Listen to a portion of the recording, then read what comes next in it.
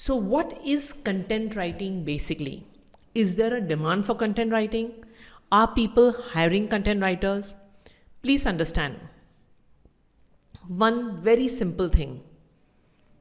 What happens when we Google? You say, ma'am, what's wrong with you? My question to you is, whenever we go online to the internet platform, the first piece of information that we see, whether in the form of websites, whether in the form of a blog, whether in a form of a social media post, or image, a video, it could be anything. All of this ends up being called content. So as a content writer, what are you in charge of? First thing, something called website writing. Please understand, today more than ever, it's extremely important to have the right kind of content on your website. When a visitor comes on your website, he's always in a hurry. Now you'll say, ma'am, what do you mean by that? What I mean by that is, when a visitor comes on your website, within 2 to maximum 5 seconds, he decides whether he wants to be there or not. And you as a content writer, it's your job to write engaging, interesting, and persuasive content. And how do you do that? You do that by putting in relevant, specific information. More about that a little later. Coming back to content writers. So content writers most popularly are hired for writing for the websites. Please understand, when a visitor goes on Google and Googles for information, he is flooded with not only listings of website, but over 100 pages. So today when you Google, scroll down, you will have 100 pages regarding the same information. So website writing has to be very apt, because the minute the visitor comes on your website, that's your only chance. Your content is the only chance why he will want to read further. Fair enough? Second, blogging.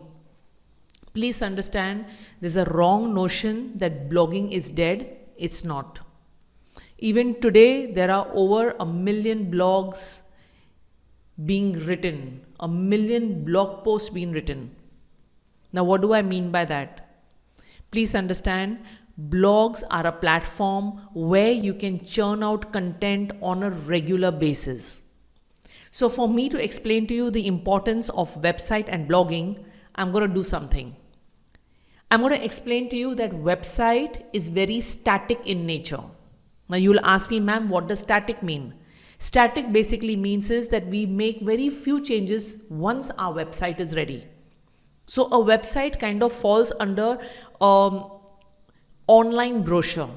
Once you put in your information on it, once you put in the home page, the about us page, your product page, your service page, your contact page, very rarely we go on that website and make changes to it. The only time when we go on a website and make changes to it is when we want to change an address, update our, in my case, update our fees, change a product description, etc. But it is not on a regular basis. It is more static in nature. That's a website for you. Now coming to a blog is more dynamic in nature.